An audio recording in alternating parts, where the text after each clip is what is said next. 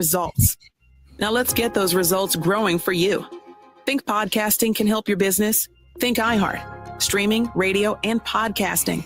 Let us show you at iHeartAdvertising.com. That's iHeartAdvertising.com. Or call 844-844-iHeart. One more time, call 844-844-iHeart and get podcasting working for you. Sometimes it feels like the world is moving at hyperspeed and you can't keep up because it's one thing then another. And don't forget the meeting and the yoga class and the dinner reservation. But then you get into the all-new Nissan Murano and you feel the breeze from the panoramic moonroof while the massaging seats melt away the tension of the day. And you realize that sometimes the greatest rush is not rushing at all. Shop the all-new Murano at nissanusa.com.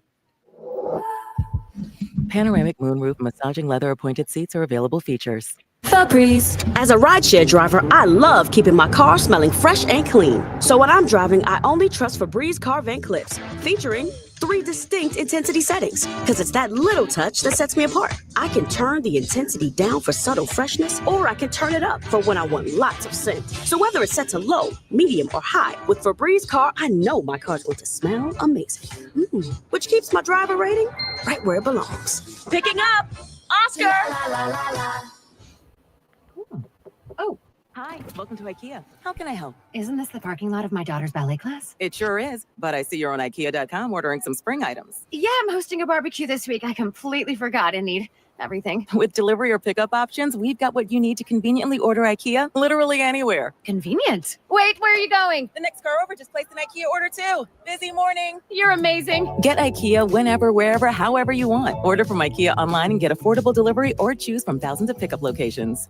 Number 1 on your car radio preset and the new and improved iHeart Radio app. WDAS and WD273D Philadelphia is Fox Sports Radio, The Gambler.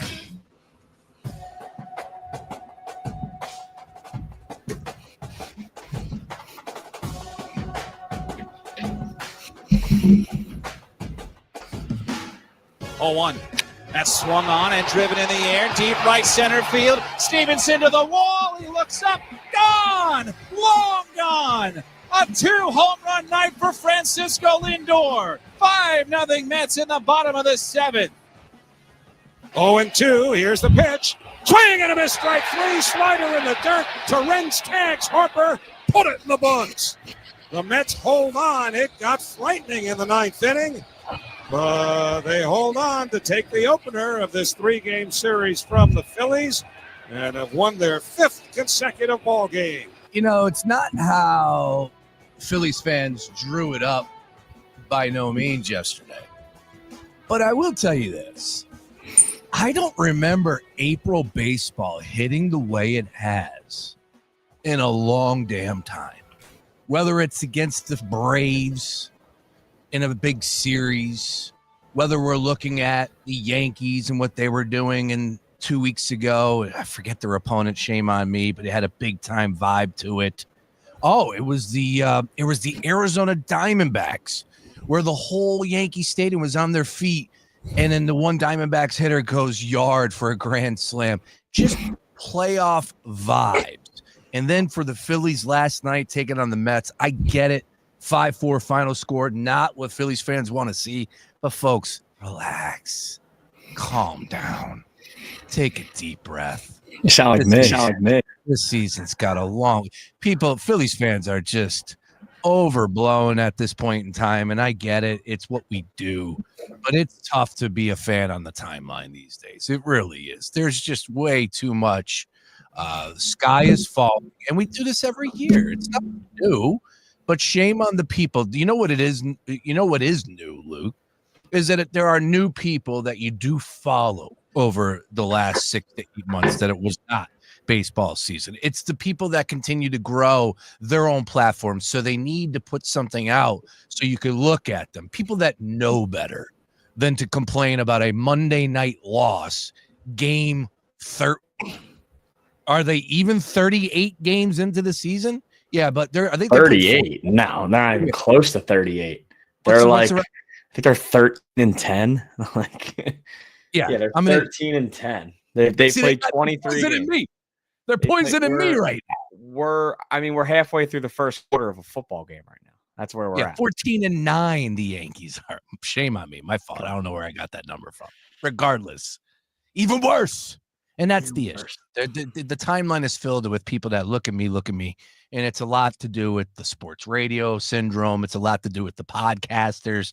Could we put a tariff on podcasting gear? Could we stop selling that stuff for the next year? How about that? Microphones and body mics. We need to stop selling those little handhelds people take to the stadium. Correct. That should be what's tariffed next.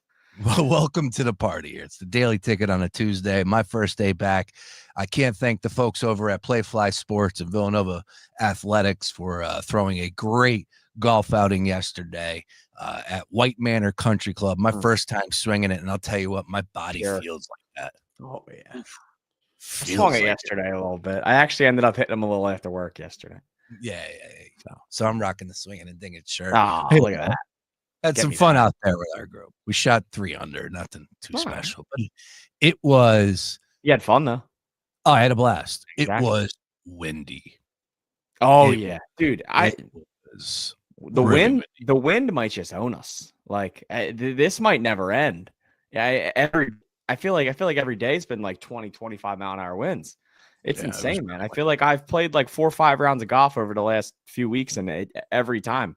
I feel like every hole I'm hitting right into the wind. It's brutal. It's absolutely brutal. I was hitting 155 yards in on like I swear it was like 128. Yeah. And it didn't go anywhere. No. Like, all right. There's just not much you can do. I'm not that good of a golfer the way it is. And now you're putting this in. And oh, by the way, it was the first time on the course since November or October, the last time I played. So yeah, it was, but it was fun. Had a blast out there. Can't thank the folks over at Playfly Sports and, of course, Villanova Athletics teaming up. Great job across the board. Head coach Mark Ferrante from Villanova Football was out there. Met a lot of great sponsors that we often hear on the Villanova Hoops and Villanova Football broadcasts right here on Fox Sports Radio Philadelphia. So, again, just some awesome fun yesterday. All right, and then I got home, watched some great NBA playoff basketball, but we're going to open up with the Phils and the Mets. Your takeaway from last night, again, we're not saying that the sky is falling, the world's coming to an end, all of a sudden this team is going to lose, but, if you could go ahead and fix example A for this Phillies squad, what are we looking at first right now? Is this a straight-up bullpen issue for you, Luke? Yeah. It's just been abysmal. They're killing any sort of momentum the Phillies are trying to gain right now. Obviously last night Aaron Nola goes out, lets up the solo home run to Lindor, lets up a solo home run to Winker, and then I thought he settled in after that. I thought that was some of the best stuff I've seen from Nola so far this year, which for me was a good sign. I know that people only box score hunt, and 75% of the timeline will tell me and say, well, Aaron Nola allowed 4 more runs again and he stinks. But I know about 80% of them probably didn't watch the game. They're just sort of box score hunting, which, hey, you do you. But yeah, it's just a weird sort of vibe around them right now. You're getting a lot out of your starters. And then you turn it over to a bullpen who I'm not necessarily worried about top guys. I'm not worried about Jose Alvarado. I'm not worried about Matt Strahm, even though his velo's down. I'm not worried about Kerkering. Before Sunday's game, like 34 of his last 38 outings at home were scoreless. I'm not worried about those top 3 guys. What I'm worried about is every single time the Phillies win a game, their best relievers are probably out there in the end, and then they play the next day, and their best relievers aren't available. So then who do you go to at that point? Jose Ruiz has been dreadful so far this year. Tanner Banks, I cannot believe Tanner Banks has a 3 ERA. I saw that pop up last night, and I was like, there's absolutely no way that's true. Unless you're Matt Strahm, Kerkering, or Alvarado, you've been brutal this year out of the bullpen. That was point number 1 for me last night. Point number 2 was you go into a 9th inning after 8 innings of lifeless baseball against a team that pulled your pants down in October last year. and just embarrassed you after almost not even making the playoffs last year in the Mets. And you get to a ninth inning and you start off with Max Kepler ripping a double. And then JT brings him in. And then somebody else works a walk, blah, blah, blah, blah, blah. You know how this works. And you obviously get the huge home run from Bryson Stott. They burn Edwin Diaz on a night that they shouldn't have had to burn Edwin Diaz. Stott hits a huge home run, 5-4. Then your $300 million shortstop comes up in a one-run game, and he strikes out in 4 pitches. 2 of them weren't even close. And then your $330 million showman comes up, and instead of trying to put the ball in play, had his eyes closed on 2 of the 3 swings because he was trying to hit the ball 700 feet. It's hard to turn something around when the guys that are the best players in your lineup are consistently trying to play hero ball. All year, everyone's complaints have been the back half of the lineup, right? The Real Muto's not producing, the Bohm's going through the slumps, the early season Rojas, Marsh, right? Stott before he got moved to the leadoff spot. You finally get something out of them last night, and they give you a huge ninth inning. And then you get 7 pitches from Edwin Diaz combined to Trey Turner and Bryce Harper, and they didn't make contact with one of them. Like, they didn't even foul one off. It was a ball, it was a called strike, and it was 2 swings against Trey, and then it was 3 swinging against Harper.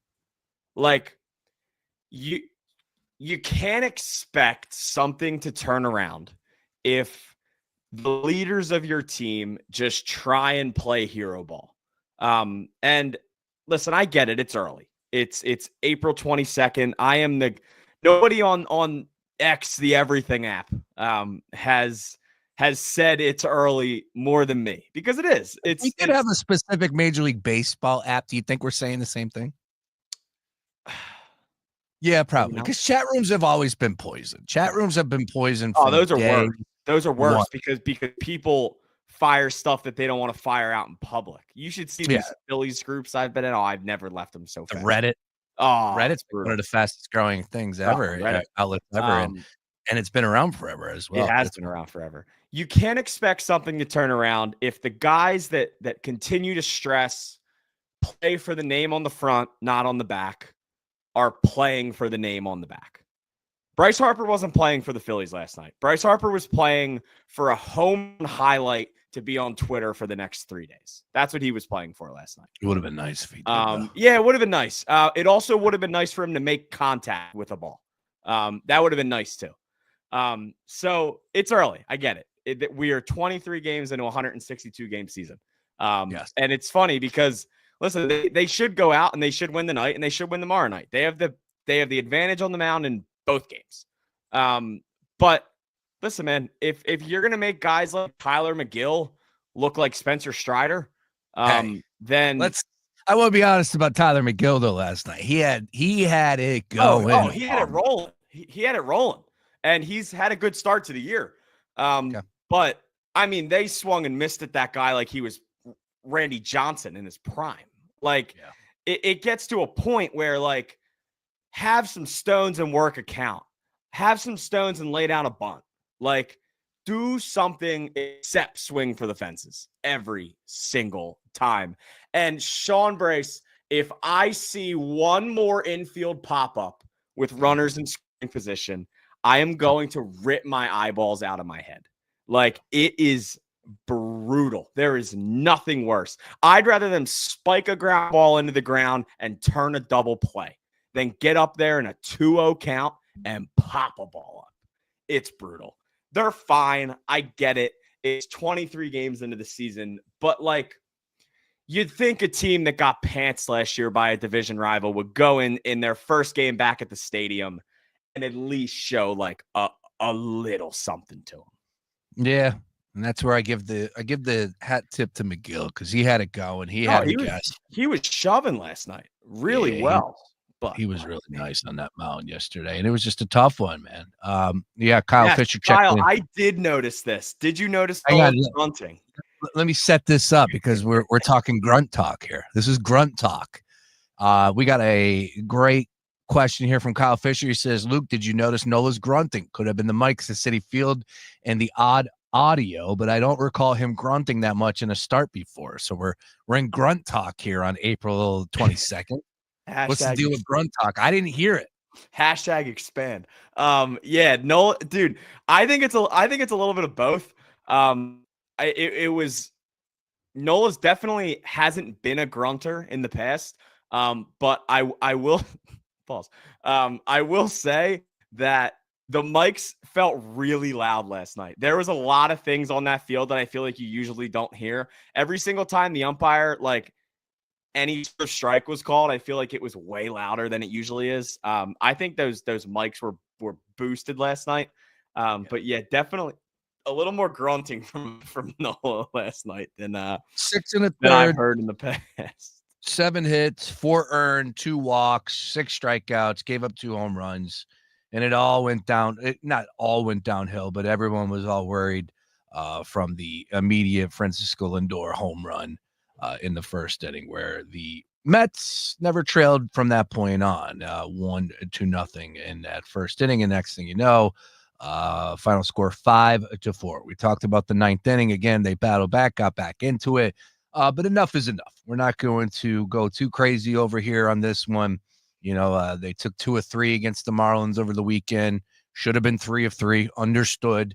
The bullpen is a little concerning at this point in time. Oh, by the way, when you're dangling what Jeff Hoffman is doing out there, that gets some surface level attention for some people out there that want to pour some gas on this fire. It's all this book has been written, right? Like, we know what people are going to say no matter what.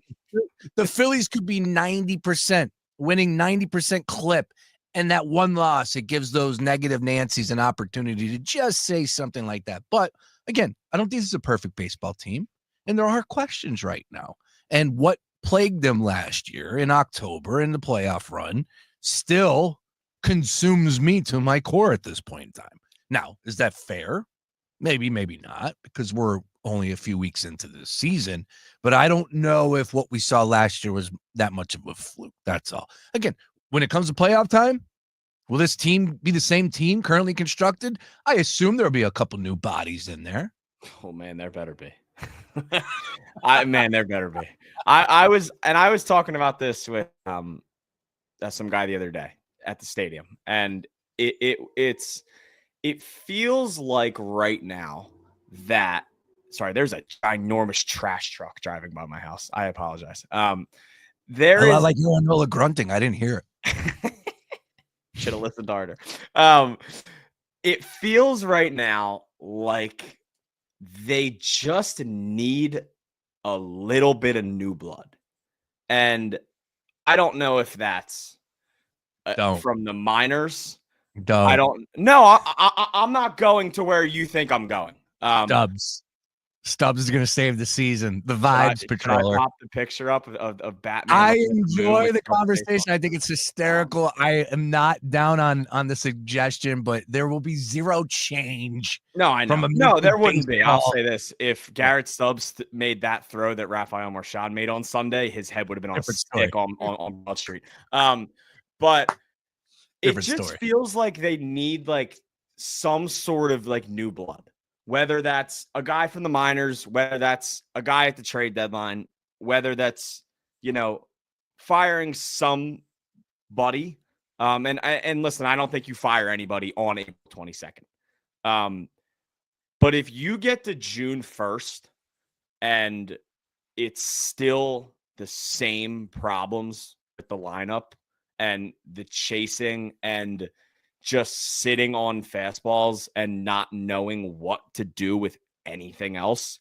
I think you have to start looking at Kevin Long in about a month and a half. Not that he's the problem, because hitting coaches, like hitting a hitting coach isn't the reason the Phillies lost to the Mets last year in the playoffs, but it's something to get your attention. But keeping the same guy, it just makes people think that their job's not safe.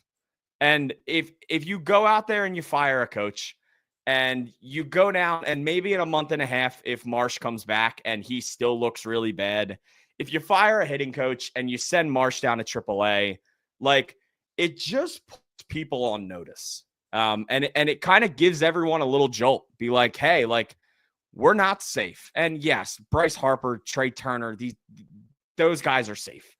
But the guys that you want to start getting more contributions out of, the guys like Rojas and Bohm and Marchand and these bullpen guys, like Jose Ruiz might not be on this team in 2 months. Carlos Hernandez might not be on this team in 2 months because the Phillies are trying to win a World Series. And if you're sitting here and your rotation is giving you what they're giving you right now, and yes, obviously last night was frustrating, but the top of this lineup is continuing to give you what they've given you over the last month, you got to do something. And what worries me, and I pray to God that he doesn't make this same mistake again, because Dave Dombrowski's deadlines since he's gotten here have been extremely underwhelming every single year. It was Tanner Banks and Estevez last year. The biggest guy he's ever acquired at the trade deadline has been Edmundo Sosa. And that's not saying Edmundo Sosa is a bad baseball player, but that's saying that the best player that he's ever acquired at the trade deadline in 5 years of running this team has been a guy that doesn't start. That's like slightly concerning, that he kind of just sits on his hands at the deadline. And I think it's going to get to a point, and it's not saying this season is cooked and they need to go trade everybody right now. But if you get to July 1st and the same problems are there, and your center field position's hitting 220 and your third baseman's hitting 210, like, go trade for a guy. Like, go shake something up. Because, like, once again, and I mean, we've said it last year, we've said it the year before, you say it every year, this team isn't getting younger. Bryce Harper's not getting younger. Zach Wheeler is not getting younger. You can't keep wasting these years you're getting from Zach Wheeler. You can't waste these young years of Sanchez and Suarez. And, like, you can't waste these early 30s years of Bryce and Trey and Schwarber. Like, it gets to a point where you have to do something. Once again, it is April 22nd. We are a month, and not even a month into the season. But I hope it doesn't get to the point where that needs to happen. Because it just feels like to me right now they just need a jolt, whether that's optioning somebody, firing a coach, not a manager. They don't need that right now. But firing some sort of coach, some sort of demotion or a promotion, it just feels like they're getting to a point where they need like some sort of jolt in the clubhouse. Yeah. Well, like you said, it's a long season, so 162, you know what happens when they do bring up new blood, and it gets some juices going in that clubhouse. We've seen that happen before. It could be the return of a guy like Ranger Suarez, right? Yeah. Ranger is a fan favorite. It could be something as easy as that is, but I don't know if that's going to be the case. I'm curious to know your thoughts on Ranger Suarez. When do we expect him back? What's going to be his role? What happens when Ranger Suarez returns? As Kyle Fisher's asking too. Yeah, so Ranger's set to make 2 more starts. He starts tonight in Lehigh Valley. He's going to throw around 65 to 75 pitches. And then he's going to have 1 more, and they're going to try and get him up to 90. And then he should be within the first week of May. So I would say a week and a half to 2 weeks, you should see Ranger. They are not going to do this, I don't think, because I think they know who Ranger is, and they obviously really like Ranger, and they know he's in a contract year, and they know who his agent is in Scott Boras. I'm of the belief right now that they need to try Ranger in the bullpen when he comes back. I think the bullpen needs an arm. Well, granted, I think the bullpen needs 3 arms.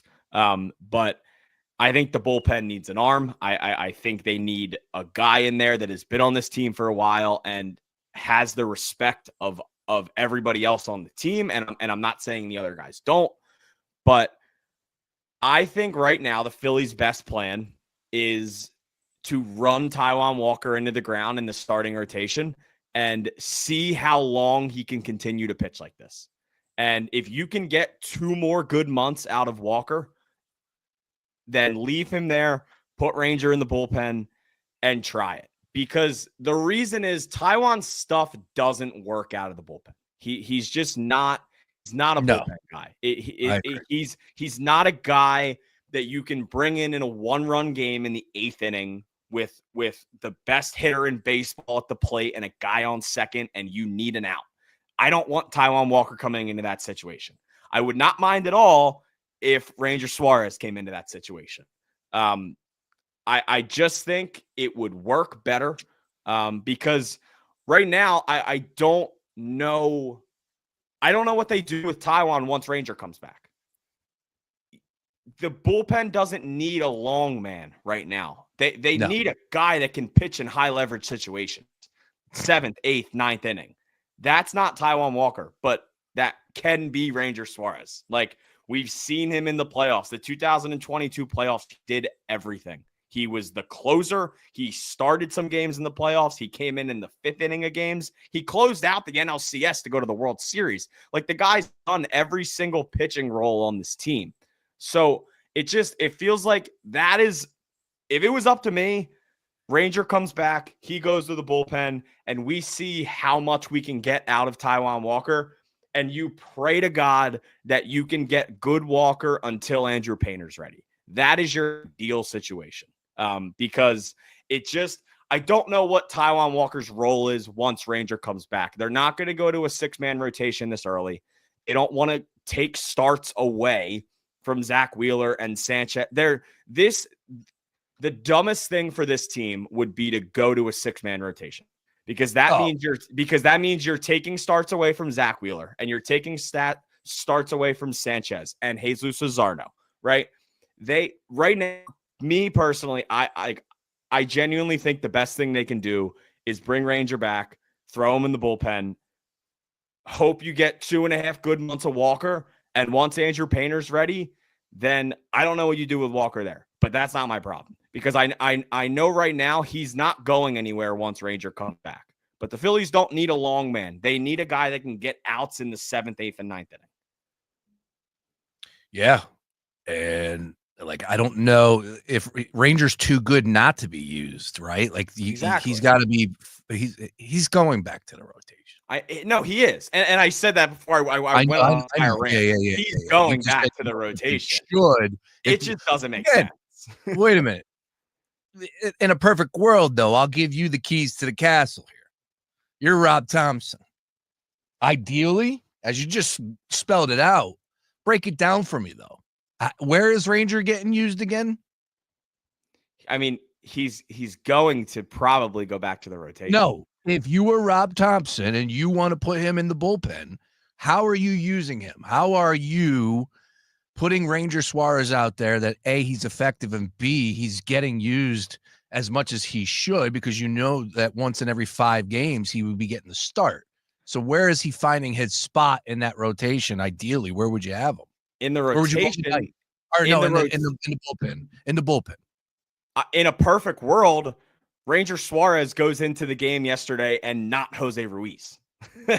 They bring Ranger into the 7th. They come off a day where Strom's not available, Alvarado's not available, and Kerkering's not available, right?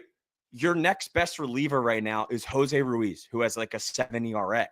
Like, that is the reliever that they feel the most confident in still right now after our top 3 guys. In a perfect world, that is Ranger Suarez's spot yesterday. And yeah, this bullpen needs a dominant right-handed reliever, but we hit the point where you can't be picky about this team's relievers anymore. You just need a guy that can throw strikes and get people out. And I trust Ranger to do that out of the bullpen more than I trust Taijuan. Because that's the thing. If you move Taijuan to the bullpen, once Ranger comes back, he's not a high leverage guy. So like none of your problems in the bullpen right now are being solved if you move Taijuan Walker there. Because yesterday, if Ruiz gets through that inning, are you bringing Taijuan Walker into the 7th inning of a game in Citi Field? Like if that game's tied yesterday and Strahm, Kerkering, Alvarado aren't available, would you rather have Ranger Suarez in the 8th inning or Taijuan Walker? Like it's not even a debate. The unfortunate part is it's just not going to happen. Like Ranger's going to come back. He's going to go to the rotation and they're going to have another long man that can't pitch in high leverage situations. It's just, and you don't want to be piecemeal. Three of the same relievers. Once Taijuan goes to the bullpen, they're going to have 3 of the same relievers. Joe Ross, Jose Ruiz, Taijuan Walker will all be the same person in the bullpen. They all do the same thing. They don't have any velocity. They throw somewhat of strikes, and they get rocked on a daily basis.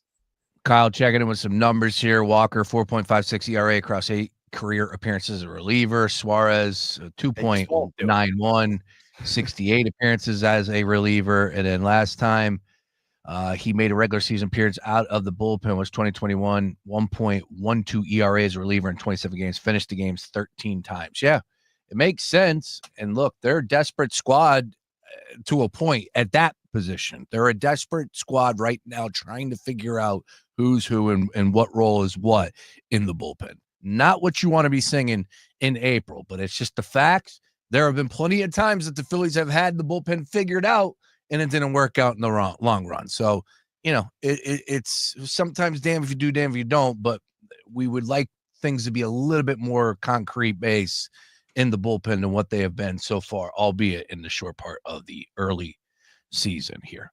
All right, daily ticket rolling on. We do have a game going off tonight. Christopher Sanchez here to save the day. Luke Arcaini. 12 strikeouts last time. I'll be honest with you. I have no idea who Griffin Canning is, but this is the Mets. Dude, they got that vibe. There's one thing I will say about the Mets right now, and I don't know if this carries on through the summer. I don't know if it'll be there in September, but this team has that vibe that they had last year. And again, I don't know what that means in the grand scheme of things as far as a World Series run. They were pretty damn good last year, though, when it counted. Yeah. And this is what they have right now. Francisco Lindor is a damn Hall of Famer. I can't believe his numbers. Oh, dude, how many home runs he's hit already? Yeah, he's a Hall of Fame. He's on a Hall of Fame track. All right. There we go. Yeah. Like not in right now, but damn, is he a good player? Oh, the Mets have it rolling right now, and it's a lot to do with the dumb vibes that come with that fan base. I like they're selling out in April. That place is it's the biggest stadium I've ever been in. From a baseball standpoint, oh my God, that place is huge. It swallows Citizens Bank Park. That's how big that stadium was. I haven't been there in a decade, but I remember walking around that ballpark going, I can't believe how big this place is. Never been there. And they sold it out, and they got everyone believing that the vibes are high with the Mets, and they deserve a lot of credit right now because I thought for sure that starting rotation was going to be their Achilles heel, and it would never get out of their way. And it still might come true, still may be true down the road here, but in the early part of the season, they look pretty good as far as the starters are concerned. Can it stop tonight, though, with Griffin Canning? I mean, it should, Sean. It should. Like, it should. And this is what's going to get me riled up, is that it's Christopher Sanchez going up against Griffin Canning. Sean, I'll give you $5. I'll give you $5 if you haven't looked already. Who did Griffin Canning play for the last 5 years before the Mets? Yeah, no clue. There we go. Exactly. Do you want to know his career ERA, Sean? I'm pulling it up now. His career. All right. So he played for the Angels from 2019 to 2024. He's got a career 4.73 ERA with a 1.33 WHIP. He's not good. Like he's just not good. Will the Phillies probably make him look like an all-star tonight? Yeah, probably. But no, this is a game they should win. Like this is flat out a game. They go in, they take care of business, and they win because they're a good team. And then tomorrow, you go in, series split, and you send Zach Wheeler to the mound to win it. Like, these next 2 games should be win. It's that simple. Like, they should be wins, but right now, who knows? It is an interesting spot for the Phillies tonight. Once again, on the road, game 2, taking on the Mets. It'd be nice to get a victory. DraftKings Sportsbook, where we're getting our numbers from this afternoon. Sanchez, a minus 135 favorite, plus 114 for Griffin Canning. Most of the time I could remember coming across a player because of the gambling aspect. Like, oh, that's a starting pitching for that team that I'm going to bet against. Griffin Canning, just the light's not going off. The light bulb's not going off. He started essentially 18 games a season for the last 5 years. He started 32 last year for the Angels. So I want to give him credit there. 24 the year before, 14, 11, 18 starts. And again, ERA, as you said, 4.73 ERA. Last year, he was 5.19. And again, the Angels season was essentially over 2 months into the season every year. But still, normally I can come across these pitchers and be like, yeah, I remember that guy. No clue. So Canning tonight, Sanchez on the mound for the Phils. Last time out for Christopher Sanchez, 12 strikeouts. As far as the expectations tonight here for Sanchez, what are we looking at from his number of pitching props? Right now, 7+ at plus 140 as far as strikeouts are concerned. Do we go back? Look, the Phillies are struggling putting the ball in play, minus 110 at 5+ for Canning. The odds makers are looking at this Phil's lineup kind of like toast. If he's at 5+ and Sanchez is at 7+, that is very intriguing to me. Yeah, it is. And I will say the Mets haven't hit Sanchez particularly well. The guys on their roster have an OPS under 650 career combined against Sanchez. They're hitting just 220. The only guy that stands out, Doors 4 for 12 in his career. Starling Marte is 4 for 13. Brandon Nimmo's 5 for 16. Juan Soto has struggled against them. Pete Alonso has a homer, but he hasn't hit him that great.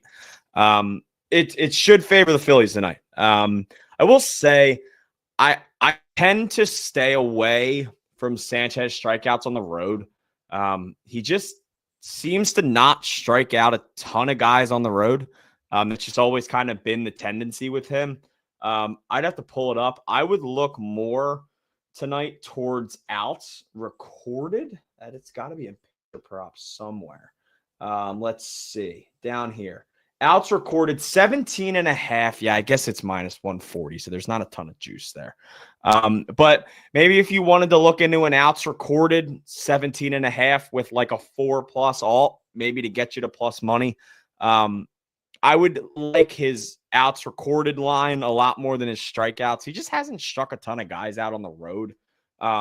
Citizens Bank Park has been where he strikes a ton of guys out. That's kind of always how he's been. But at the same time, he's pitched well against the Mets. He battled last year in the playoffs in game 2 against them. So yeah, I mean, it should favor Sanchez and the Phillies tonight. All right. Major League Baseball. We did have a good one last night with the Yankees and a full slate of games this evening/afternoon here. I don't think there's any day games, actually. I think there's not. First game, 6:40. 6:10 Yankees and Guardians. That was a great one last night. We had some late inning drama there. Yankees and Guardians get the party started. That is definitely a game that'll have our attention. Big news out of Major League Baseball, specifically in this division. Spencer Strider, come on down, back to the DL. Hamstring, before everybody gets all crazy, but a hamstring popped it apparently playing catch yesterday. Man, that Braves team. They danced with the devil down there in Georgia one time too many, and they can't get out of their own way. Yeah, I mean, they're either taking steroids or ripping hamstrings down there. Yeah, we can laugh. We can laugh because it's only a hammy, right? It's nothing to do with the big surgery that he had. So we can laugh at that. But it is funny because, as a Braves fan with Joe Tanzi, officially the season started when he made his first start. And then now he's going back to the D. It's like, damn, dude. Yeah, I mean, so far the Braves season, they lost 13 of their first 18. They lost Ronaldo Lopez to injury. They lost Jerickson Profar for 82 games and the playoffs for PEDs. It's an ERA over 6 for Chris Sale. There was drama. I don't know if you saw the drama the other day with Acuna and I did. Ryan Snicker and Acuna, who's still on the DL. Yeah, him. He was going at it with Kellenic the other day, dude. I was making. Was he fired via Instagram? Was it Twitter. Instagram? So Twitter. So Ronald Snicker said Acuna. something. So it was, I believe it was Snicker said something, and About running. So it was a Jared Kellenic ball that looked like a homer. It hit off the wall. He was staring at it, holding his bat, ready to bat flip. It ended up hitting the wall, and he got thrown out at second. And then Brian Snicker said something along the lines of something with that he didn't see it, apparently, and he didn't pull him out of the game. And then Ronald Acuna said, if that was me, I would have been benched. And it was trouble in paradise down there in Atlanta. I was popping some popcorn the other night watching that exchange on the old X last night. That one was fun. That was enjoyable to watch. All right. Major League Baseball conversation. We'll roll on. Luke, you're hanging out with me? Hey, I got nothing to do. I've only been up since 1 a.m. Oh, yeah. Sorry. What's going on with the old man? He had surgery? Yeah, he had surgery in his hand. He's all good. He had some what's that thing you got in your hand where you can't really feel it? They can do some surgery and remove it. I can't remember the name off the top of my head. But it's some type of surgery. No. Starts with a C. Carpal tunnel? Carpal tunnel. There it is. Yeah. Couldn't remember it off the top of my head. Had a bunch in his hand. So they can like snip a nerve in your Isn't hand. carpal tunnel essentially arthritis? Basically. So what they because I have arthritis in my neck. So they snip a nerve right on his wrist, and they snip one in his elbow. So he's in this big, wrap cast for like 2 weeks. But the issue is he owns his own business. He delivers bread overnight, and he can't lift, and he doesn't have anyone to work for him. He is his own employee. He works about 358 days a year. So he basically has his own. He's been leaving it for work at 1 a.m. for the last 30 years. But he doesn't really have any employees. So this is the week where it's me and my brother kind of getting up, helping him out. So it's been the old man has been. No one works harder. No one works harder. The bread game is tough. I know a lot. The bread's got to go out. Surgery, surgery, COVID. Man, he was out there through COVID. He was out there April, May of COVID. Just if the places are open, the bread's got to go out. Bread's got to go. And he's delivering in South Jersey. Where's he at? Yeah, he delivers like South Jersey area. He goes down a little bit into Camden. Camden down in there, like Merchantville area, like Morristown. So I follow Danny from Angelo's. Yeah, and he's a big time. Of course, like that's what separated Angelo's from everything. The cheesesteak shop was they made their own bread in house, and he just bought the Conchock and Bakery. So here he is, and what he does, this is specific to him, and he's a maniac, and I'll watch every one of them. Matter of fact, right now he's over in Rome, touring Italy. You got the Vatican over there with what's taking place with the Pope. He's all over the place. Anyways, and he'll be like, "Good morning, breadheads. It's 12 o'clock." He's walking in. Yeah. This dude never sleeps, it seems, right? And he just makes, like right now, the amount of bread, the amount of dough that they're just going through, like it's such an operation. And it's only getting larger for Angelo's too, because and I mean they've been popular for a while, but they're only getting more popular as the days go on. Yeah, they expanded too. All right, great stuff there. Luke's hanging with me. Other side, let's go ahead and get to it. Brunson fires, misses. Pistons win game 2. Really? Detroit 100 and the New York Knicks 94. That's our final in the Pistons Radio Network. Simply put, the New York Knicks are in trouble. We're going to talk about the NBA playoffs on the other side. We have a few games we'll get into this evening, including LeBron James. Are they in trouble after losing game 1 and now trailing the series by a game? I know it's early, but man, you can't go down 0-2 with the next 2 games in the opposing team's arena, can you? We'll discuss all of that. We'll look back at the Detroit victory at MSG. And of course, the Clippers came away with a victory in game 2 that they had to have on the road in Denver. Recapping all things NBA playoffs, Luke Arcaini going to join me on the other side. Hey, don't touch that dial. Keep it locked right here, though. 5 o'clock, live picks and roll with Sean Barnard. He joins the party, and I'll tell you what, he was ahead. He was ahead on all this foul baiting by Jalen Brunson, so you don't want to miss that. That's coming your way at 5 o'clock. Plenty to do right here on the Daily Ticket with Luke Arcaini. My name is Sean Brace. More after this. Hey, man, you all right? Need me to call 911? No. Call Top Dog Law. Get top dollar for your accident at topdoglaw.com. Once again, that's topdoglaw.com. Great news. The cash contest is back. The gambler wants to put some bonus bucks back in your pocket. All you have to do is keep it locked right here to the Gambler, and at the top of every hour, starting at 9 a.m., listen for the keyword and get over to our website at foxphlgambler.com and enter to win $1,000. That's 9 times a day. Be sure to set the Gambler up on your iHeartRadio app preset and tune in to win. The 40s and Free Agents podcast with Daniel Jeremiah and Greg Rosenthal has prepared you for the 2025 NFL Draft. We've told you what last year's playoff teams need to return to the postseason, and how teams with new coaches should approach the draft. So as draft season comes to a close, we've got you covered before your favorite team goes on the clock. We'll break it all down once all 257 picks have been made. Listen to the 40s and Free Agents podcast on America's #1 podcast network, iHeart. Follow 40s and Free Agents and start listening on the free iHeart Radio app today. Oh, yeah, baby. Gerhardt's has free local delivery and assembly on all Weber grills, $5.99 and up. All you backyard barbecue behemoths, you better get your Kiss the Brisket Boss bibs on now, because it's officially grilling season at Gerhardt's Appliances. Gerhardt's Appliances, helping Philly get fired up for summer since 1945. And don't forget, free local delivery and assembly on all Weber grills, $5.99 and up, only at Gerhardt's.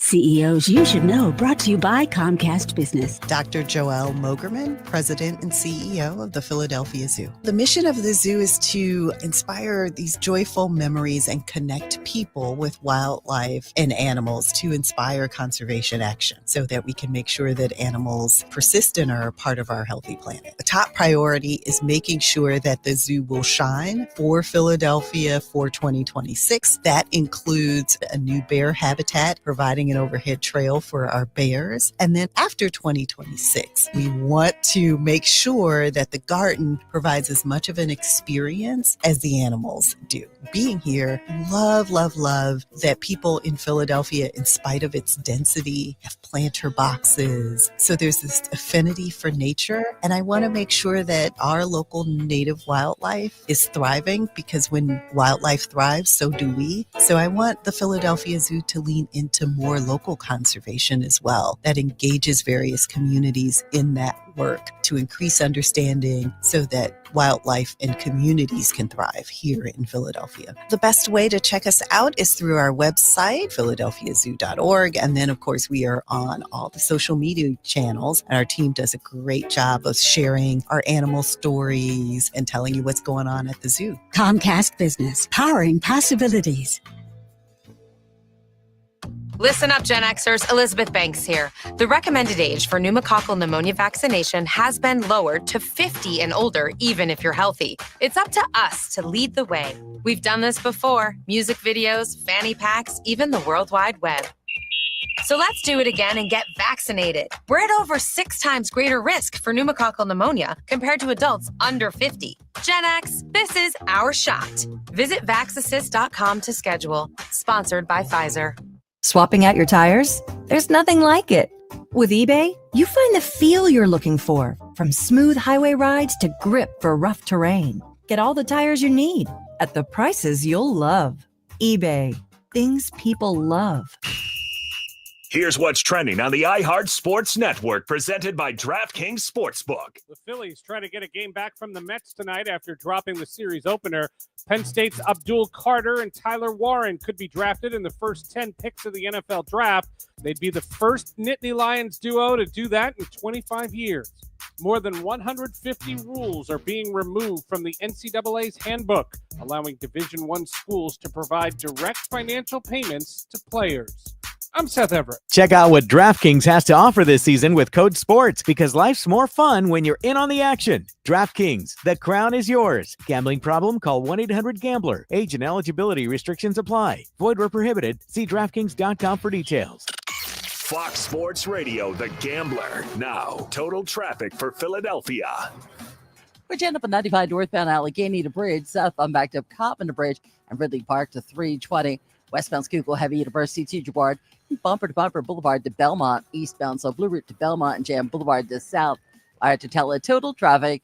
This report is sponsored by Rapid Radios. Rapid Radios are instant push-to-talk walkie-talkies offering national LTE coverage and no subscription ever. Perfect for instant contact with an aging parent. For a limited time, go to rapidradios.com and you'll get an extra 60% off, free UPS shipping, and add code radio for an extra 5% off. Run a business and not thinking about radio?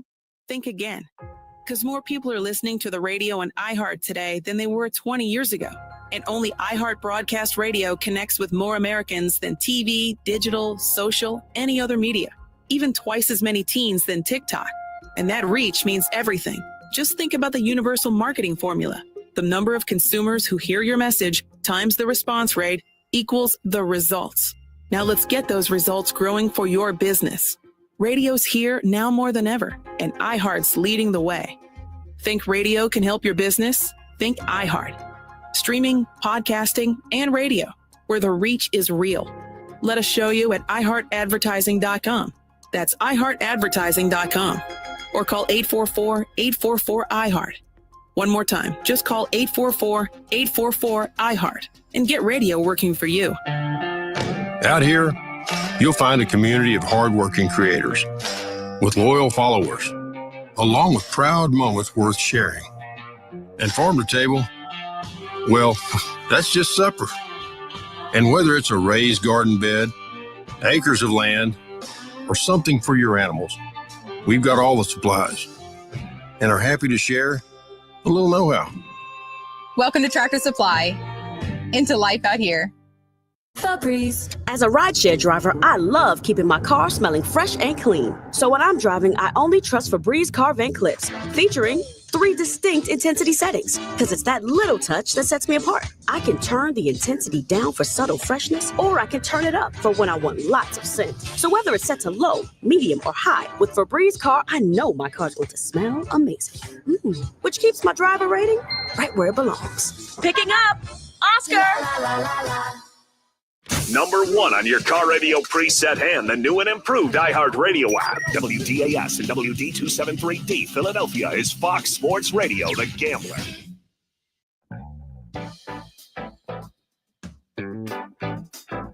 It's the Daily Ticket with you here on a Tuesday. Sean Brace, Luke Arcaini hanging with you. Phillies back in action. Taking on the Metropolitans a little bit later this evening. Christopher Sanchez on the mound. DraftKings showing Sanchez as a nice favorite, minus 135. Total for the game coming in at 8. And again, the way that the Phil's bats are at this point in time, I don't know if I would vibe with the Phillies getting it going. However, that is a low number. 8. It is warm up there. Yesterday, it just didn't shock me. And again, it got there at 9. Understood, because Bryce's stock goes yard in the 9th inning. But all in all, it's early, man. It's just tough. And if these hitters aren't aggressive and you get a pitcher like you saw yesterday, McGill, it just doesn't shock me that a pitcher is going to dominate in that one. And the total score of 9 last night. These are the things that just slide underneath the radar. I got 1,000,001 things going on. So do you. The total last night was 8, and Stott with his home run puts it over. If you took you had the over last night? I did, yeah. It was at Nola at City Field. Sorry. I did.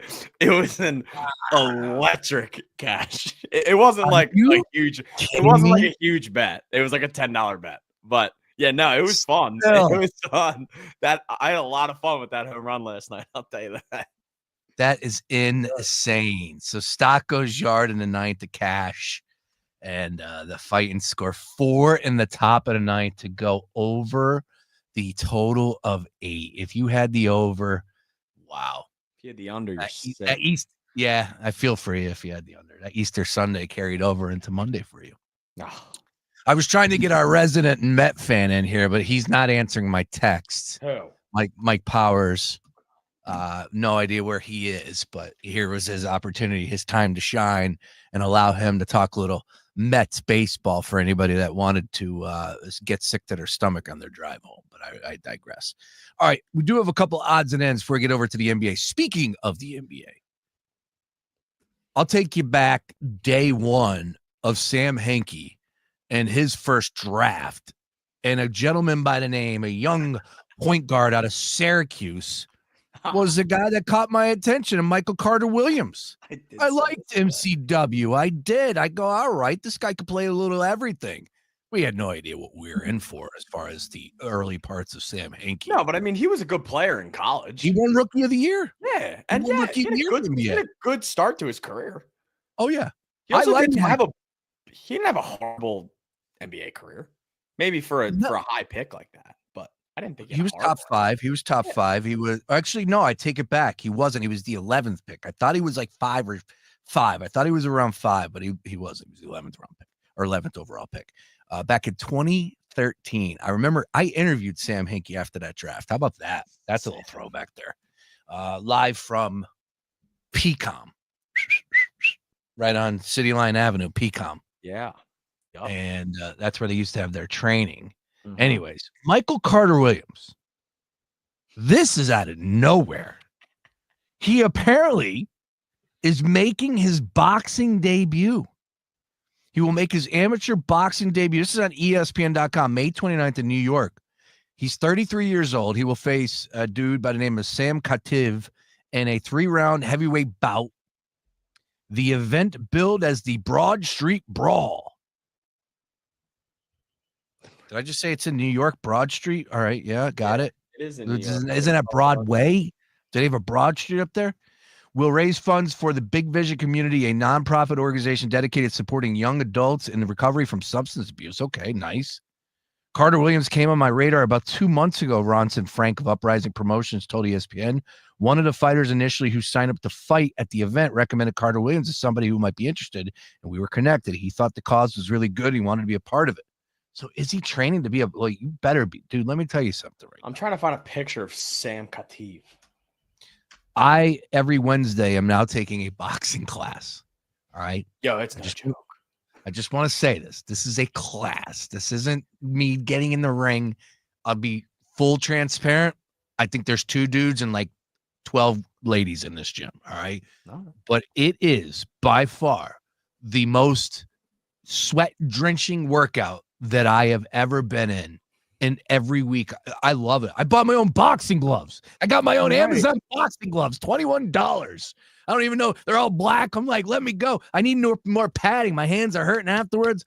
But the amount of sweat that comes off my body after that workout, it's insane. I wish I could do it 5 days a week, but I don't know if I could. Next watch party, let's do like a boxing tournament from all of us. Like that. Winner gets, I don't know, something.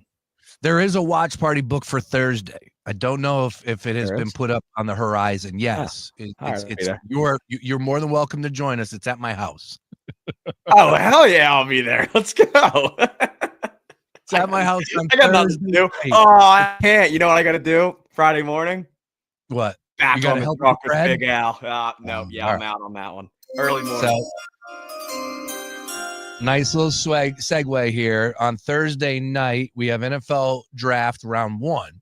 And it all started, the idea was because of Sean Barnard and Sam Ostry, who have debated the New York Knicks Detroit Pistons series to death over the last 3 weeks.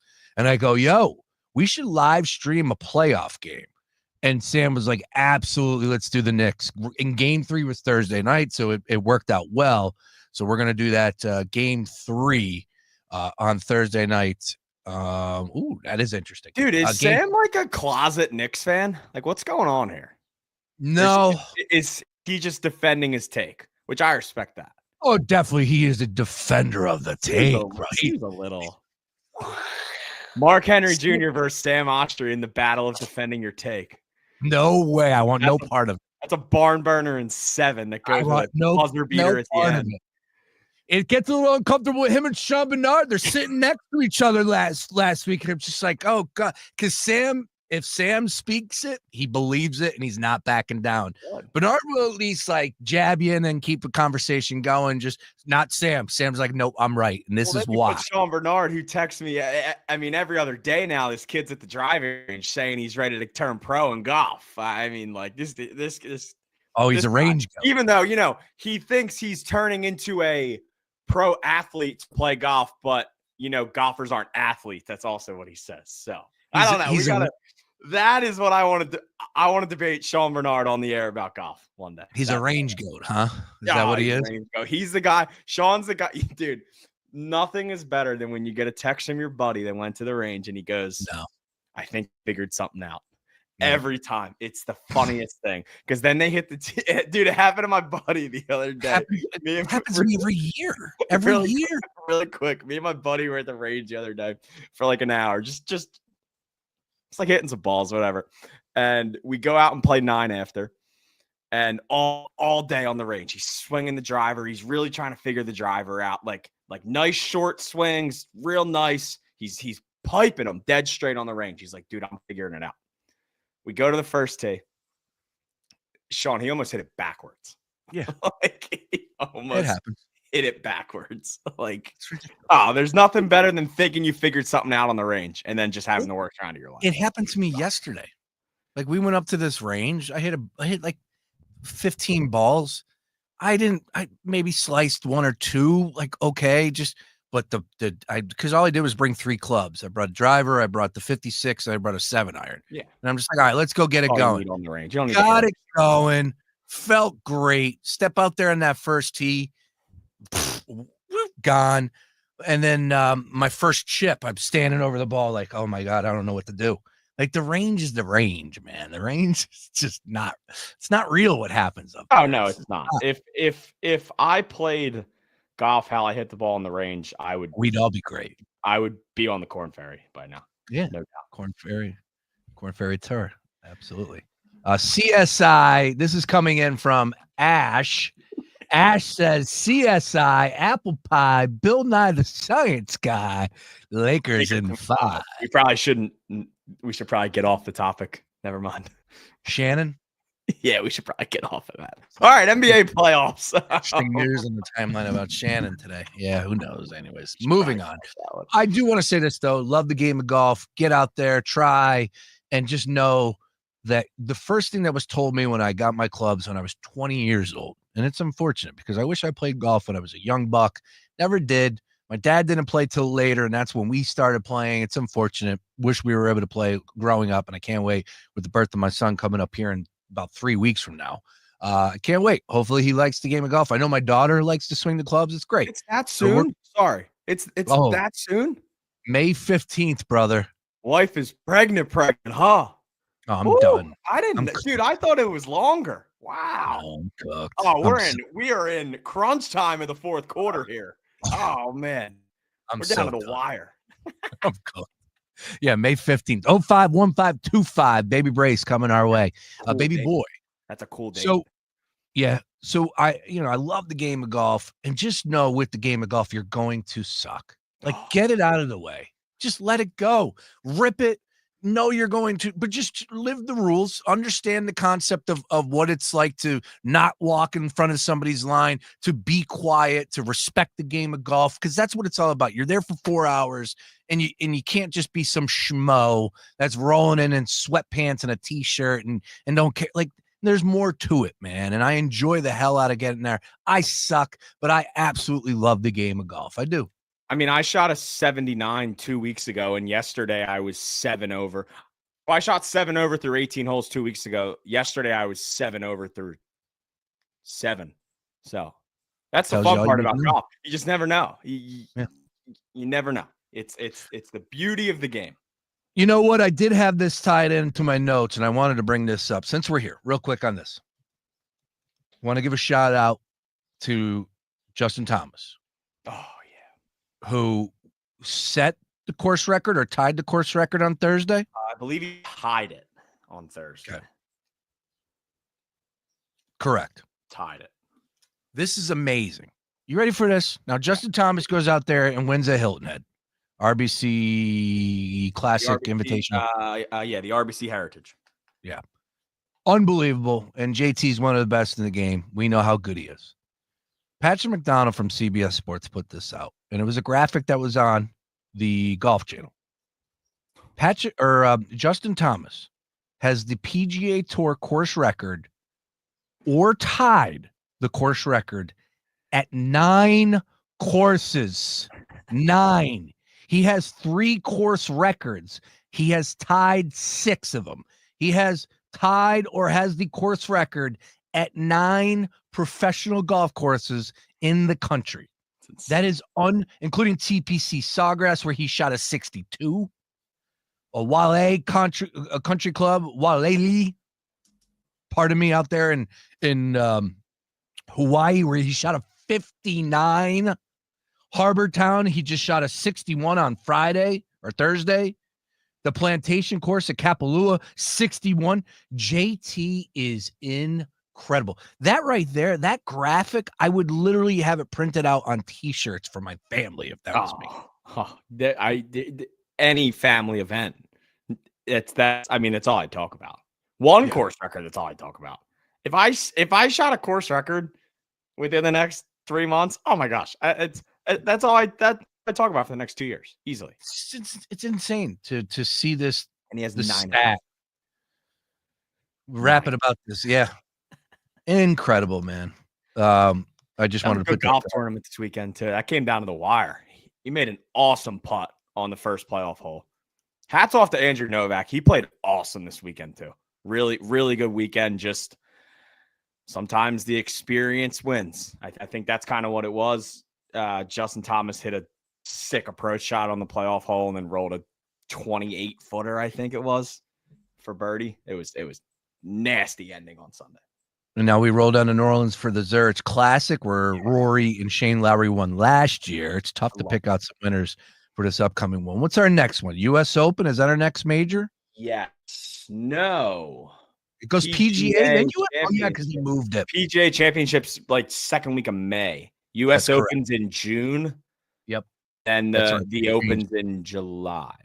Now, I do want to bring that up because I did drive by on my way yesterday to White Manor. I drove by Aronimink, which is hosting the 2026 PGA Championship 1 year from now, which is incredible to think about. But, man, that place was That's special. A pure golf course. Really? Yeah.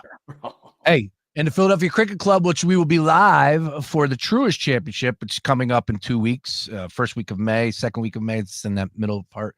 But we will be live on Friday with Swingin' and Ding It, representing the squad. My Philly Golf polo shirt I got on right now. Of course, Moose Mays and Danielle will be out there. We're trying to get Luke out there. I will be out there. Powers are going to be out there. It's going to be a great time, but we'll be live on location from the Truist Championship at Philadelphia Cricket Club. And Rory's playing it. Adam Scott's playing it. All the big names. There's a lot of really good golfers playing in this event. Yeah. Yep. Jim Nantz will be calling it on Sunday. That tells you how big it is. I mean, I send my weekly tweet out every week. Jim Nantz is the greatest announcer of all time. He's never had a bad call in the history of his career. It's just every single time. He's a professional. He's a pro. You know my favorite part about Jim Nantz? Really quick. What? Yeah. He lets the moment speak for itself. He doesn't get up there. Somebody wins a golf tournament and goes, Rory McIlroy won. Blah, blah, blah, blah, blah, blah. He gets up there. Rory McIlroy wins the majors, and he goes, I forget exactly what he said. Something like the story is written. Yeah. Rory McIlroy has won the Masters. He didn't talk for 6 minutes after that. I just want to say, a little controversial on my part. Here's where I push back. I love it. Let it breathe. Absolutely let it breathe. The moment, the green, he's walking up. It's when other people start entering the video, the visual, that I think you have to tell people, who are these people? He does do some one line. He did it in that one, though. He did not. And everybody was going nuts about Jim Nantz, let him talk. And that's great. But then once Rory went up into the crowd and he starts to hug and Lowry's there. And then it was his Rose's wife. It was Justin Rose's wife that nobody knew. And Jim Nantz could have said it's Justin Rose's wife. How about that? That's a special moment right there. Right. And he didn't say anything. Yeah. No, I was mad about that. That's okay. But everybody was like, oh, Jim Nantz let him talk. He let him breathe. No, dude. There's other people out there. Tell us who these people are. I knew, but a majority of America didn't know. I actually didn't know who Justin Rose's wife was. But I thought that was pretty damn cool that here the run. That tells you how good of a relationship they have. Yeah. The McElroys and the Roses. And then here they are. He just took the green jacket from Justin Rose and, he's hugging his wife. That was an unbelievable moment that just went unnoticed because it was, don't say anything. Just let the moment breathe for 6 minutes, Luke. Yeah, let it breathe. Let it breathe. I love it.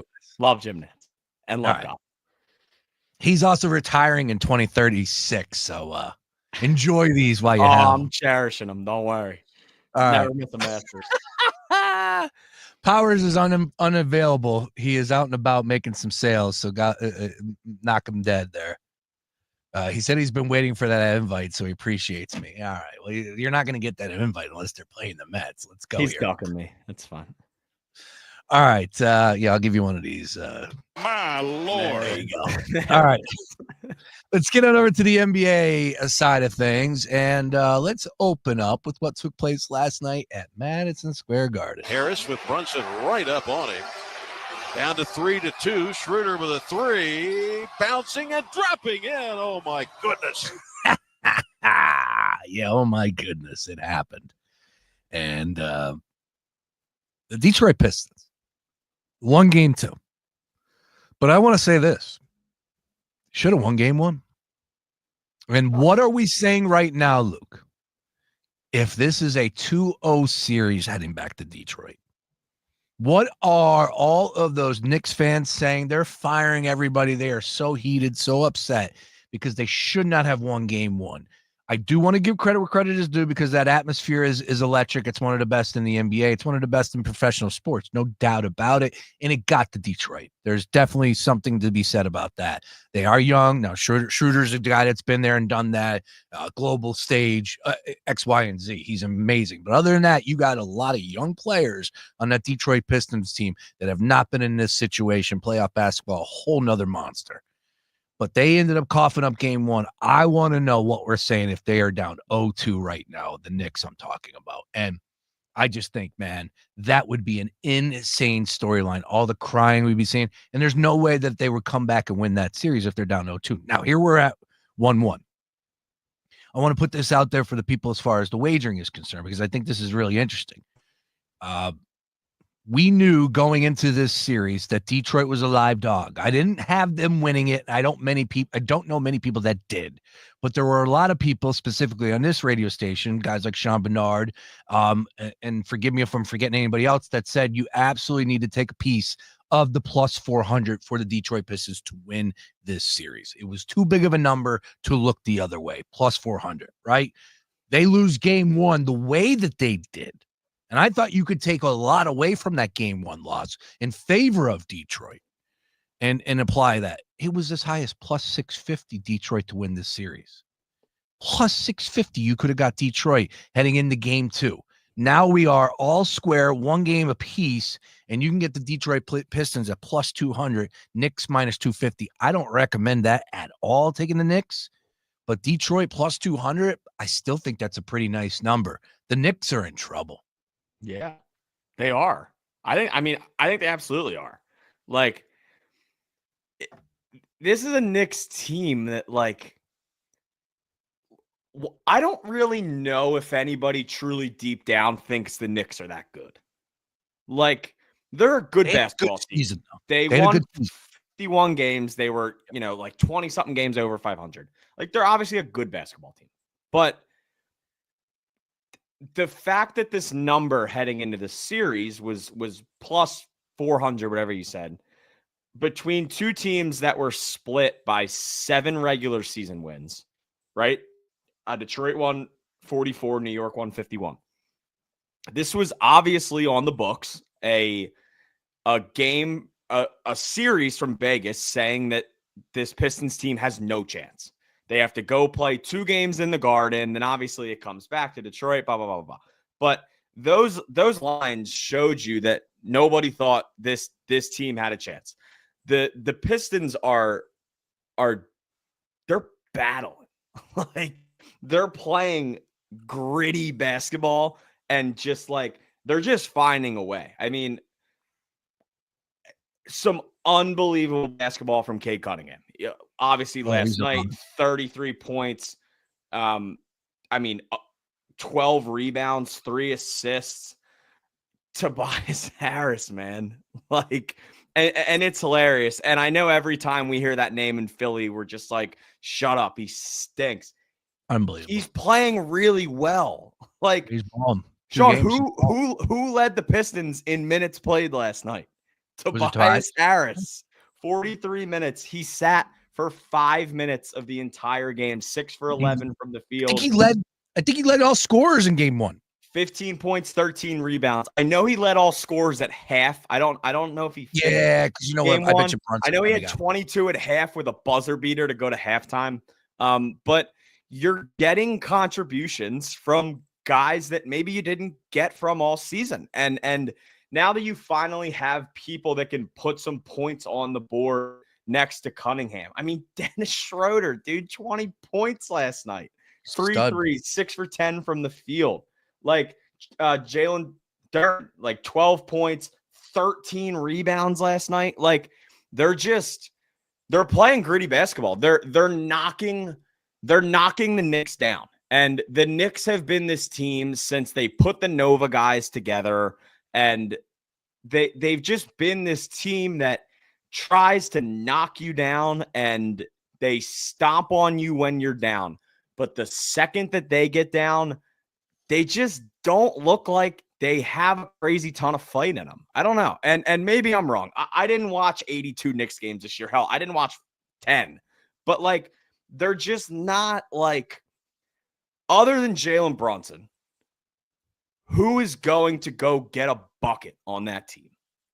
Like a true fourth quarter bucket in crunch time when you need a basket and somebody is locking up Jalen Brunson, or probably not locking him up because he's probably just baiting fouls every 2 minutes. So look, going into this series or going into the NBA playoffs, I was one of the guys that said, give the Knicks a lot of credit, right? Like, they're not on the level of the Boston Celtics. The Cavs are playing at a high level, overall 1 seed. Nobody had that. They're not on that level. Therefore, I can't get behind any futures or anything different than they're going to lose eventually, probably a second round exit. And I said that it was very familiar to what took place with the 76ers. Did get pushback from Sam on that one. He had his reasons, I had mine. But to your point, they went out there and made a ton of moves in this offseason. So you have 2 guys, when you ask that question, it starts with Karl Anthony Towns, who, oh, by the way, went scoreless in the second half yesterday. Just a terrible, terrible half of basketball from a guy that you cannot have that happen from. And then Bridges as well. Bridges is supposed to be that guy that, you know what? They gave up 5 first-round picks to go. He was supposed to be the ultimate difference maker. I will give Josh Hart his flowers because he did it to us last year. He still does it. He plays with a enthusiasm. He's a great teammate. I'd love to have Josh Hart on my squad. But at the end of the day, Sean Bernard's big pushback is to see. It feels like these guys are all a bunch of role players. I think that's a little harsh because Karl Anthony Towns is pretty damn good. We know how good Brunson is as well, but Hart is a role player. Bridges, forgive me, he seems like he's a role player, but should have more because of the expectations. That's who you're going to rely on, and Bridges had an opportunity to knock his down, just like Schroeder did. Schroeder knocked his down, Bridges didn't, and that's the difference in the game. But the thing is, like, and I'm not saying there's guys like this on the Pistons, because there's really not. It's really just Cade and a bunch of guys that work really well together. But the Pistons are also a team who didn't have expectations coming into this year. They weren't supposed to be battling with the Knicks in the playoffs. No way. The Knicks have so much more to lose in this playoff series than Detroit does, and it's not even close. I'm not afraid of Karl Anthony Towns. I'm not afraid of Mikal Bridges. I'm not afraid of OG Anunoby. Like, Jalen Brunson is the guy. Yeah, he had 37 points last night. Yes. Yeah, he's a beast. He's a monster. He also just is. He had 34 in game one, led game one in scoring. Just 1 point. It's not incredibly fun to watch him play basketball, to be completely honest with you. But like, it's just a Knicks team, and I do tend to side with Sean. It's a Knicks team that traded 5 first-round picks for Mikal Bridges and signed or they traded for Karl Anthony Towns. I can't remember. But it just, they have one dog. And Yeah. They have one dog. And how much of a dog is he? Jalen Brunson.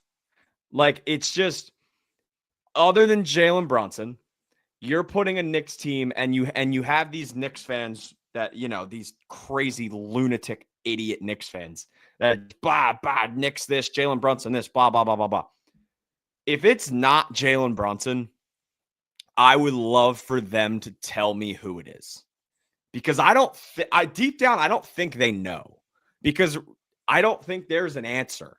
Karl Anthony Towns isn't going out and dropping 40 in a playoff game. And if he does, I will take my hat off and just and do whatever. Like, Mikal Bridges is Mikal Bridges. He's a good basketball player who is off more than he's on. And the Knicks traded 5 first-round picks for him. This Pistons team is not dead at all. Like, they're in prime position. They did exactly what you have to do. You steal one game on the road, and all of a sudden they have basically home court advantage. So I don't know, man. Like, you get home, you get a Pistons crowd going that hasn't seen playoff basketball in years, and a team that's got nothing to lose. Like, this Knicks team better be ready to win on the road, because they can't come out and, like, the Knicks cannot afford to lose one game in Detroit, because if they go down 2-1 or if they go down, 3-1, like, it's over, man. It's over. Even if the Knicks go back to New York for game 5, they win a game. You put a Pistons crowd that just hasn't seen playoff basketball in however many years, and this emerging star, and he's not even emerging. He is a star in Cade, and just like this team, once again, they have nothing. They have absolutely nothing to lose. And that is the scariest part about the playoffs in any sports. It's the same thing in baseball. The Phillies in 2022 had nothing to lose. Well said. And they got to the World Series, and they were 2 wins away from winning the entire thing. Like, it's just a matter of, and I don't believe it's every sport, because I think there's some sports where you have to be the better team, but it gets to some points in a basketball series where if you're hot, you're hot. Like, that playoff series, the Knicks last year, there were 3 games in a row the Knicks couldn't miss. Like, sometimes you're just hot. And if this Pistons team can go out and they can get 100, 105 points a night against this Knicks team, like, they're in good shape, man. Like, they're in really good shape. I'll tell you what's in good shape, and I'm pretty sure that I was reading an article this morning that the viewership is up for the NBA, and that's a good thing, because I'll tell you what, these first round series are delivering. There's some really good NBA playoff basketball being played, and I'm going to yell about it with Sean Barnard coming up in just a half an hour here. And I think it comes back to a little bit. At the end of the day, stars are stars. We got some good matchups. Teams are teams. We've been watching them for 82 games, so here we are. Set the table. But the refs swallowing the whistle goes so far for the average fan to just be able to enjoy a game, the flow. And that's what they're doing. They're swallowing the whistle in playoff basketball. Why can't we do that during the regular season, Luke? Why does it have to only happen in like, why? If I'm the commissioner, if I'm Commissioner Silver, I'm going, wait a minute. Like, this product is 10 times better. I get it. The players, it comes back to them more than anything. They care more, but you can't deny the flow of a game is so much better when you just swallow the whistle and let these guys play, man. Other than Jalen Brunson's whistle. But yes, I do agree with you. It's not fun to sit there and watch basketball and there be 7 fouls called in the last 5 minutes of a game. It's boring. It's incredibly boring watching people just shoot free throws all game. We saw it in the Final Four, and it delivered in the Final Four. And then just what I was watching last night between the Pistons and the Knicks, like, let them play, man. Let them play. All right. From that series, again, they don't take action, or they don't take the floor again until Thursday, Game 3 in Detroit. That was the first win for the Detroit Pistons in the playoffs since 2008. Way back in the day, the Pistons used to run things, Luke. Probably when you were just coming out the womb, if I'm honest. Who was on the Pistons the last time they went to the playoffs in 08? Ben Wallace, Tayshaun Prince, Rip Hamilton, Chauncey Billups. Come on, let's go. We can talk that. I only have my 08 Pistons knowledge for you. But I'll give you some 08 Phillies knowledge. Let me see if I did get that right. Good year. Because I might be wrong on that, because 08 was a little – no, yeah. Rip Hamilton was on it. Chauncey. Juan Dixon, Maryland star there. Theo Ratliff still getting some minutes here. There's a name. There's a name. Stuckey, Rodney Stuckey. Rasheed Wallace was on that team. Yeah. Oh, she played until 2008. That's interesting. Ben was not on that. Is this a good sign for the Phillies? Tell me. That the first time the Pistons have won a playoff game since 08 was the year the Phillies won the World Series? There you go. I like where your mind goes on that one. That's just what the people are saying, not me. Over to tonight's games real quick, if we could, and we'll talk a little bit about the Clippers. You did send me this tweet, and I want to bring this up. Apparently, Jason Tatum, according to Shams, is listed as doubtful. And as far as that game will be tomorrow night, that's game 2. Significant as far as the point spread is concerned, but still Boston 10.5-point favorites. So when it comes to the wagering side of things, not much, but it's a 10.5-point spread, and they covered that with ease in game 1. I don't see much difference in game 2. Orlando just can't defend them. Now, last night, what a game it was. Michael Porter Jr. is down on his backside. Clippers have numbers. Norm, the right wing 3 is in. Timeout Denver. 103-100. Norman Powell has turned it on in the 4th. LA Clippers radio voice. Who is that puking all funny? I actually know who that is. You do know who that is? Not like know him personally, but I saw he started Carlo on Jimenez. Nah, I don't think that's. Oh my goodness, Carlo! He looks like he's 12. He sounds about it as well. Yeah. So this guy started on TikTok. Down on his backside. Clippers have numbers. Norm, the right wing 3 is in. Timeout Denver. 103-100. Norman Powell turned it on in the 4th. WNBC. Timeout Denver. Good grief, dude. I do a good Carlo impression. Puking all over that, Mike. God bless him. I mean, he's calling games for the Clippers. With that being said, what a win it was, and what a game it was coming down the stretch. It starts and ends with Kawhi Leonard, 39 points, led the way. Just fantastic game by Kawhi, turning back the hands of time. This guy is a champion's champion, led 2 franchises to rings. We know what he's capable of when he's healthy. If you get this, again, he scored 39, but Jalen Brunson scored 37 and 34 in the first. Like, if you get this type of production, 30 plus from Kawhi, most of the time you're going to win those games. The Clippers are a force. They turned it on at the end of the season. I know when you look at the West, you automatically start with OKC and you go down the list of Detroit or Denver and, of course, the Lakers, and you got all these teams that have done big things. I get it. But, man, if you don't think the Clippers, if Kawhi remains healthy, could make a run at this thing, you haven't been paying attention. This is a real deal Clippers team. I'm not shocked that they won game 2.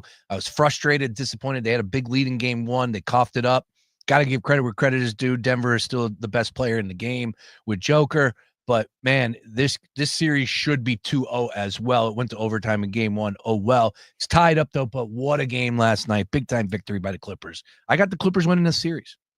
I don't hate it. I mean, I think this is a situation where this is like what a jolt for the Clippers to get that type of player back in their rotation. Like having a guy like Kawhi Leonard, who will forever be one of my favorite basketball players to just watch. He's just one of the smoothest basketball players I've ever watched. It's just, he's so good at the game of basketball. And the fact that he's now back, obviously you have James Harden, and they've got a little team here. They have a team that can push, and they can push a Denver team who it's obviously, they have Jokic, but if you catch one off night from Jokic, there's a very good chance the Clippers win that game. So that they're obviously in a good spot once again. It's the same thing as Detroit, and it's not to the extreme of Detroit, but they did exactly what they needed to do. One game on the road, get back home. You basically have home court now. So you get Kawhi back at home, some little playoff Uno in there. James Harden, they've got a shot. It's a good little basketball team. I'll tell you who doesn't have a shot. The team that plays tonight at 7:30, the Memphis Grizzlies. No, they have zero shot. They have absolutely nothing. It was a bad. I think they lost by 50. Did you hear anything on Dame? So he's playing tonight. Is there like a minutes restriction on him, or is he ready to go? Or he's officially ruled in. Yeah, so he is active tonight, ready to play. Is this a little Milwaukee +4 action with a little Dame spark back, or are they just not as good as Indiana? I know Sean Barnard believes that the Bucks are going to get the job done tonight with Dame in action. I happen to disagree. I think that the Pacers are a better basketball team, but you have to be honest with your assessment too. This is a desperate team. Pacers were feeling themselves, celebrating in front of them, got that juice, got the juices going for the Bucks. But we're talking about Damian Lillard, who has missed a significant amount of time. And this is his first game back. Now, is he on a minutes restriction? I don't think they're bringing him back in the playoffs and putting him on a minute restriction. However, I don't think you're getting a 100% Damian Lillard either. This has been a long damn time. March 25th was the diagnosis of the blood clot. That's my birthday. It's April 22nd. Yeah. So like to expect him, he missed more than a month because of deep vein thrombosis, with his last appearance for the Bucks coming March 18th. Oof. So to expect him to come in here tonight and his player prop, as far as points. Oh, come on. They don't have it up? Oh, come on. Who's got it up? They have Dame up. Who's got him up? Damian Lillard, points over under. No, they have it. It's on DraftKings. DraftKings does? Yeah. I'm not seeing it. It's points over under is at 17.5 right now. The over's at minus 125.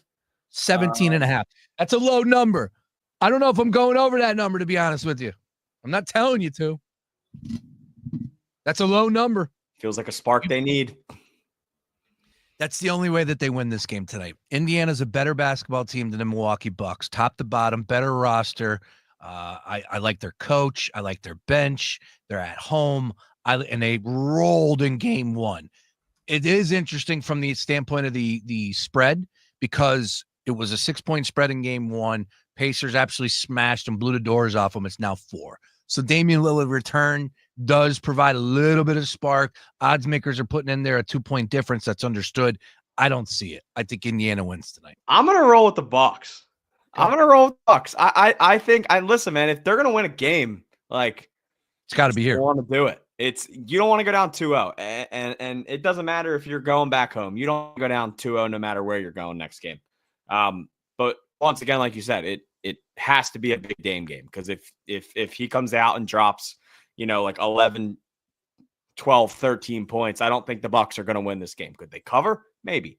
But this needs to be a big Dame night. I'll probably look at the Bucks +4 with some Lillard over there. I think that might be my play tonight because this is getting into the do or die for them. And I know it's only game 2, and not all series can be like that in game 2, but this is one where it seems like the Pacers are just the overall better basketball team. So if there's a night to win it, it's the night where the explosive scorer comes back for the Bucks.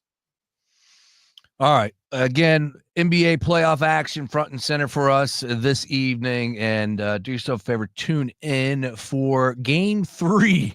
And that's about it. Well, game 1's going to be good. Game 2, not so much. Thunder are 14.5-point favorites. Again, they won by, I forget what the number was, but they never trailed, and they absolutely blew the doors off them. Game 1, I don't see much of a difference. They're just a better basketball team than the Memphis Grizzlies. 10 o'clock tonight, though, this is the more intriguing matchup here. Lakers, 6-point favorites, taking on the T-Wolves, 209.5. Just to let you know, 10 games played in NBA playoffs so far, 2-8 to the under. 2-8 to the under through the 10 games played in the NBA playoffs already. Really intriguing stuff there. But Lakers, 6-point favorites tonight, 209.5 is your total in that one. All eyes got to be on LeBron James because he was the lethargic one, if I could be very kindly in saying that in game 1. I do expect Luka to go absolutely berserk in this one. Minnesota, though, they have my attention because no one gave them a chance. So they went out there and played up on that card and went into game 1 in LA and beat the brakes off of LA. Smashed them. They were more physical. Even JJ Redick came out and said, and I look at this roster. They have more depth, in my opinion, coming off the bench, more size, in my opinion. I just don't know if I could sit here and say that the determination is going to be there in game 2. For my money, I think Minnesota is looking at game 1 as mission accomplished. Went in there, you stole home court. Now you're good to go from here on out. I just feel like that might be the sense. Maybe I'm underselling it. Maybe I'm undervaluing a guy like Anthony Edwards, who could very well go for 40, went for 20 in game 1. I get it. But I am going to back the Lakers here tonight. I think they bounce back with a big-time performance, specifically LeBron James and Luka leading the way. No surprise there. But I will give the 6. I will give the 6. That's a big, big number. I'll give the 6. Lakers come out on top tonight and win game 2. I completely agree. I'm going to kind of combine what you said because it's exactly what I liked as well. I'm going to go LeBron 25 plus and Lakers -6. This is a definition of this lower seed comes in, LeBron loses game 1, says, all right, now it's go time. And he comes out and he turns it up and he probably goes out and he might win by 20 tonight. Heavy on the Lakers. I like LeBron 25 plus. All right. Again, NBA playoffs. Those are the 3 games tonight, tomorrow, 3 more. And the big one for tomorrow is the Warriors and Rockets. Great game 1 there for the Warriors on the road in Houston to win the way that they did. We'll be live tomorrow at 3 p.m. All over everything NBA playoffs and Major League Baseball. My phone continues to do somersaults over there. Let's keep it moving, and we'll wrap up on this. And as I said earlier today, we are here, man. It's crazy because normally we make a bigger deal about this. But when you're Super Bowl champions, the NFL draft just means a little less. Oh, yeah. It's where we're at. Oh, yeah. It's where I'm at. Oh, I just, normally I'm all draft up. I know that there are plenty of people that are draft up, but man, when Bradley Cooper rolls down to New Orleans and does this. All right, from the city of brotherly love, your 2024 NFC champions, the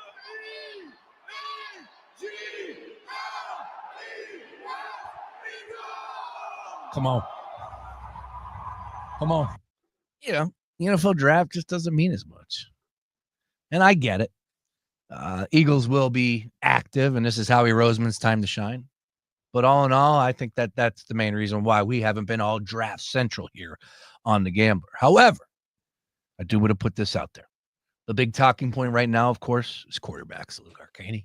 Oh, yeah. And I'm here to tell everyone. Yep, I'm Shawnee Draft. I'm the guy. I'm the insider here. Pull Traeger out of the way. Put Schefter out of the way. Put whoever your favorite NFL insider is. If you don't think 3+ quarterbacks are being selected in the first round. I'm sorry, I got nothing for you. Because that's the big talking point right now. There has been a lot of movement on QB taking in the first round at under 2.5, or 2.5 is the number. And there has been a crazy shift in the under to the under. I see all these hosts, all these people in the sports betting world, these guys talking about that they're going to take the under. There's value there. Saw my girl Stephanie Smalls talk about the value on the under. I'm sorry. This is the NFL draft. We know what happens. There have been a few drafts that quarterbacks did not get selected in the first round. I am well aware of that. But Jackson Dart, Shedeur Sanders, and of course Cam Ward going number 1 overall will be selected in the NFL draft first round on Thursday night. I completely agree. Are you agree with that? I would love the over 2.5, and I would hope it's at. Is that at plus money? No. Yeah, it's a big time minus, but it's the big talking point in the world of the NFL draft at this point in time. Yeah, I completely agree. I think when teams want their quarterback, they don't like to wait. They want to go get him. Obviously, I think we all know Cam Ward's going 1. I think Jackson Dart might go ahead of Shedeur. I don't know. Maybe that's my draft take. I think Jackson Dart goes ahead of Shedeur. Wow. I don't really know where. But I'm not some draft, guru. That's Julian Edlow. Julian Edlow just put out this at 3:00 today, so I'm just seeing it now. Again, in Pennsylvania, believe it or not, I'm doing this event tomorrow with Governor Shapiro at 5:00 tomorrow. It's going to be live online only, not on the Gambler. But we're talking some online poker. There's some new stuff that's happening in the world of the online poker world. Nice. Yeah. So with that being said, you a poker guy? Oh, yeah, huge. Governor Shapiro will be making a big announcement about online poker in Pennsylvania tomorrow. I am streaming with him coming up at 5:00 tomorrow. So I'll have more information for you tomorrow on my timeline. But online poker, big deal, big deal. I've been privy to some information happening in the world of online poker and specifically in the state of Pennsylvania. So something you want to check out if you do play poker. I love poker. Anyways, we can't wager on it. You can't wager on the NFL draft here in Pennsylvania from the standpoint of players, which is very frustrating. It's a good thing I'm not in Pennsylvania. Yeah, college sports, you can't wager on props. It's ridiculous. I hate it, but it is what it is. It makes my job actually easier because then I don't have to really research the props and stuff like that because I'm not talking about something I don't have an opportunity to wager on. But he just put out that's offensive players selected, total quarterback selected in round 1. There's no prices on this. This is just percentages right now. The percentage of the handle on under 2.5, 38%, 56% of the bets on the under of the handle, 62%, 44% of the bets on the over. So right now, money coming in on the under 2.5. I'm not buying it. Shedeur Sanders goes in the first round. Jackson Dart goes in the first round. Cam Ward's your number 1 overall selection. Lock it up. This, absolute this on the DraftKings here because I would be able to see it. So I want to see what that number's at for draft specials. Maybe in here, somewhere in here. Yeah, it's got to be. Well, we'll have to dig that up. We'll talk a little bit more about those numbers tomorrow because I'm hoping to have Mark Henry Jr. on tomorrow's show. And we are having a daily ticket debut tomorrow. And a gentleman who's making a big name for himself on the timeline. You might follow him already, but he's a big-time Major League Baseball guy. Colby Marchio.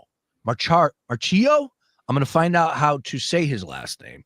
He is a fantastic follow. He loves Major League Baseball. C_MARCHIO2. Got a big old handlebar mustache. Got a cute boxer puppy. So I'm looking forward to talking some baseball with him tomorrow. He's going to be on the show. He's got a podcast, a daily podcast called The Pickoff. So make sure you check out what he's got to offer there. He's going to be on the show tomorrow at 3:30. We're talking some Major League Baseball. We'll mix in some NFL draft and, of course, NBA playoffs. Luke Arcaini, anything you want to plug? What's happening at Crossing Broad, sir?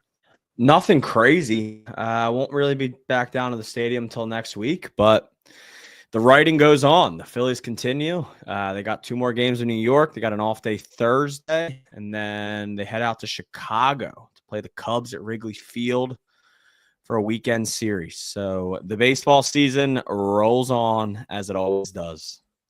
And we are way early in this. I got a error to start. I said 38. Were we 38 games in this? No, we're 13. 20 or 23. 23. 23. Yeah, the Phillies are 13 and 10. Excuse me. I'll get to that early. All right. Coming up, 5 o'clock hour, picks and rolls. Sean Barnard talking all things NBA playoffs tonight. We recap what you just heard as far as last night's games. And we start talking about some big picture stuff as far as the NBA playoffs as we roll on here. Again, tonight, I like the Pacers to hold it down at home, give the 4.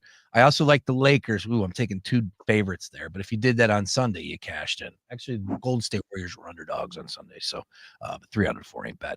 All right, good luck on those plays. DraftKings Sportsbook, use bracelet promo code. Let them know you're listening to us here on The Gambler. For Luke Arcaini, I'm Sean Brace. Everybody, good luck on those plays. Picks and roll is next. Talk to you.